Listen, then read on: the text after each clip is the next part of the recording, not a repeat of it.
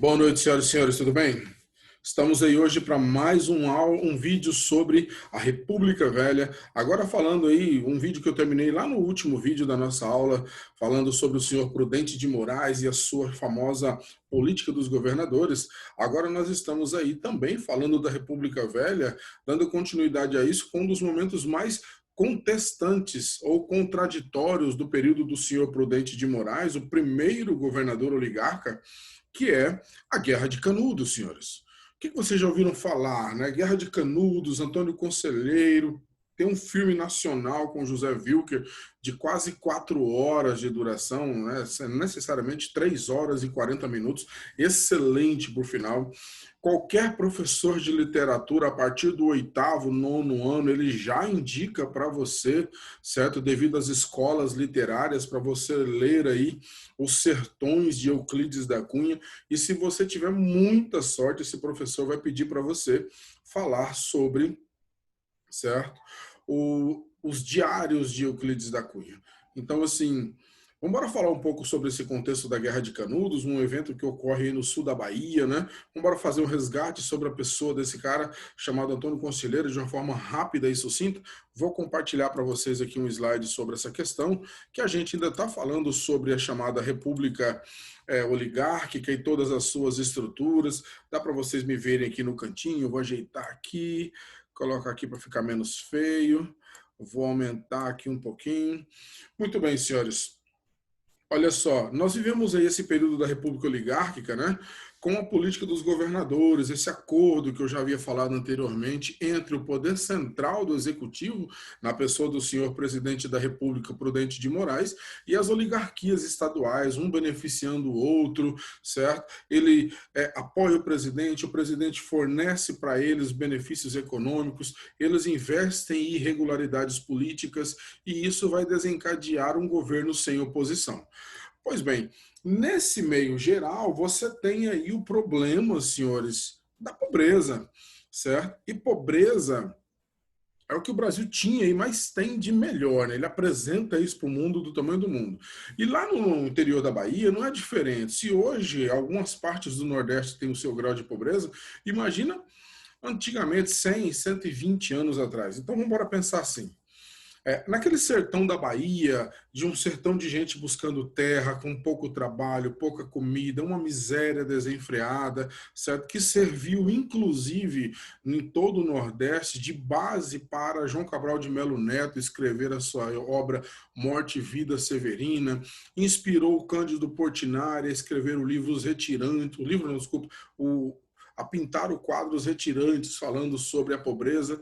É nesse meio que surge uma figura chamada Antônio Conselheiro, um homem religioso, que andava por aquelas regiões, certo? Sem muita descrição das origens, não dá para você saber o nome dele corretamente. Uns falam que era Antônio de Moraes, outros falam que era Antônio Maria, vai saber. A grande questão ele era um homem com forte fanatismo religioso, certo? E ele vai andar naquele interior ali, pregando, tendo seguidores. Então ele é responsável pela formação de um movimento messiânico naquela região, certo? Esse Antônio Conselheiro, ele vai vagar por aquela região, e ele não era o único, haviam vários, certo? E o que eles fazem nesse meio? Eles fazem todo um contexto, uma contestação acima daquelas oligarquias, tá? Contra pobres, não tem muito a ver a respeito de uma briga política que a gente vai ver depois. E aí o que acontece, senhores? Ele vai construindo, às vezes, em uma cidade, ele constrói uma igreja, depois ele passa para outro canto, constrói outra igreja, e a vontade dele era fazer um outro povoado, fugindo dessa ideia de exclusão social. Ele questionava muito os impostos, essa obrigatoriedade constitucional do registro civil.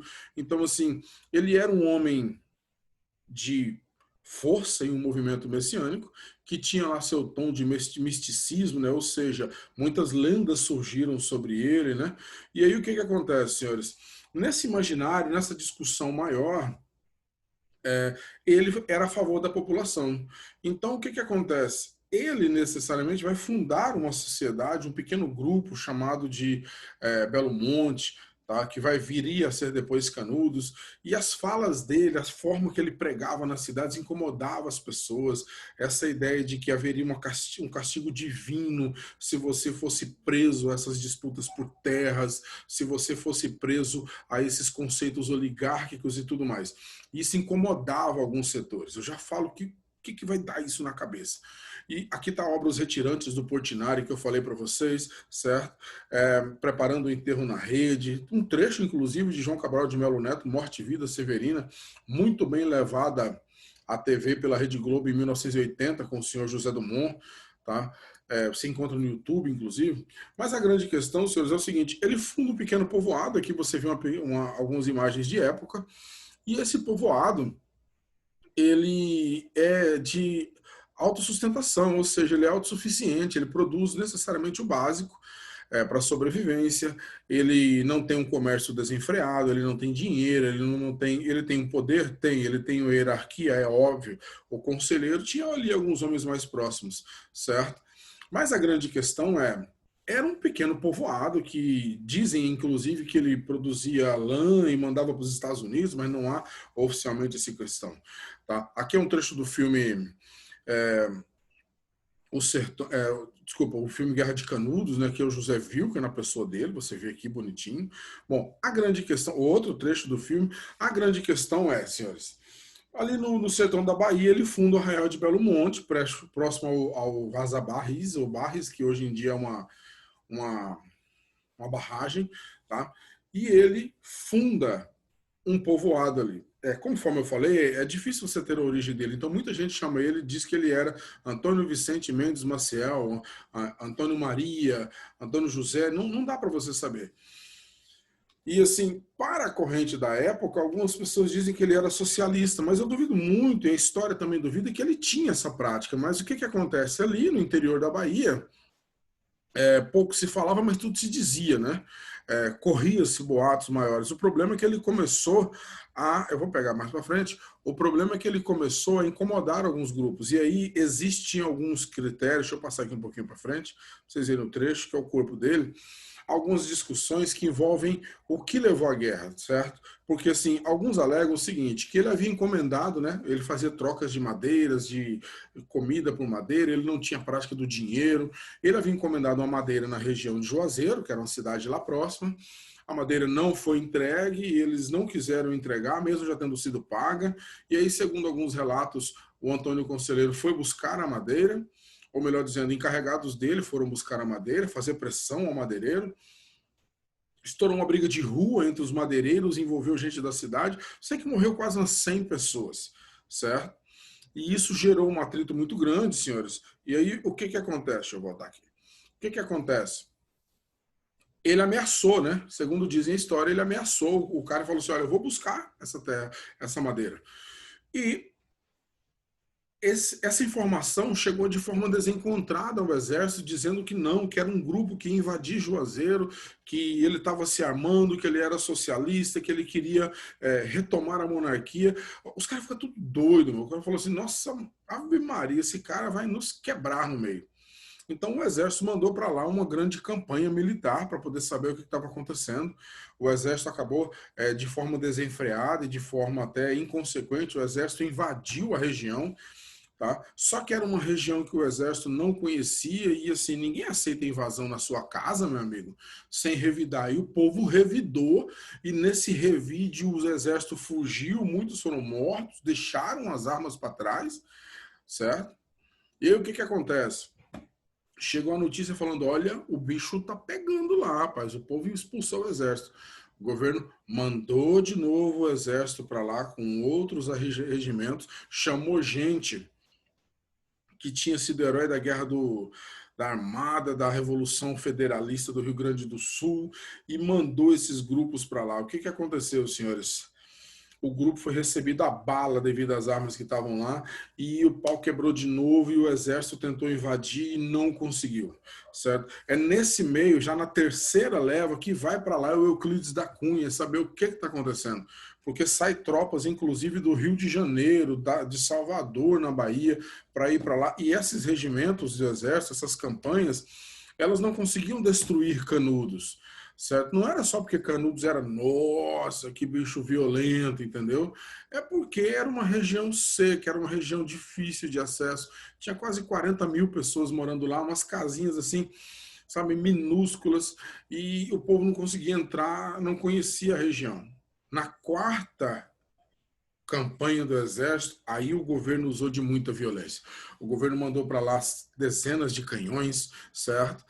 E aí o governo chegou nessas casinhas aqui que vocês vão ver, ó, tá? E lá dos altos dos morros, você tá vendo lá em cima, esse alto dos morros, ele mandou bombardear a cidade. Tem imagens aqui do filme, que é bem legal essas cenas. Deixa eu pegar aqui. Tem imagens do filme, certo? Eles destroem a cidade completamente, mata mais de 10 mil pessoas. O próprio conselheiro morre porque ele estava com febre tifoide, doente. Aí o exército falou, não, agora é nós, meu amigo. Agora a gente entra lá e arrebenta com tudo, entendeu? Arrebentaram com tudo, centenas de pessoas foram presas, tem imagens, opa, tem imagens aqui das pessoas presas, tudo isso aqui são pessoas presas, dizem que muitos foram degolados. E bem, o exército ele desbarata a região como se fosse um reduto monarquista, entendeu? Ou seja, ele destruiu um movimento socialista que queria resgatar a monarquia, né? Mesmo que Dom Pedro II já tenha morrido, eles queriam resgatar a monarquia. Só que em 1902, o Euclides da Cunha, que esteve lá fazendo as suas anotações, ele lançou o livro Os Sertões, que é de uma grandiosidade literária, onde ele fala da terra, ele explica como que é e tudo mais. Ele fala do homem, ele fala do cotidiano, do dia a dia, da labuta, da religiosidade, das diferenças de trabalho de homens, de mulheres, as crianças. Aí ele fala da guerra, aí ele fala que foi um massacre, que os homens não tinham armas, que era um exército lutando contra um bando de gente pobre. Aí nós ficamos sabendo que de fato foi um massacre. Mas a Guerra de Canudos é um legado podre da nossa vida, mas ela nunca pode ser esquecida. Você não pode esquecer a sua história errada para que ela não volte a se repetir. Certo, senhores? E agora a gente fala de um outro presidente que vai entrar logo depois desse período, dando continuidade à República Velha. Beleza, senhores? Vou fechando aqui, tá bom? E já já a gente volta.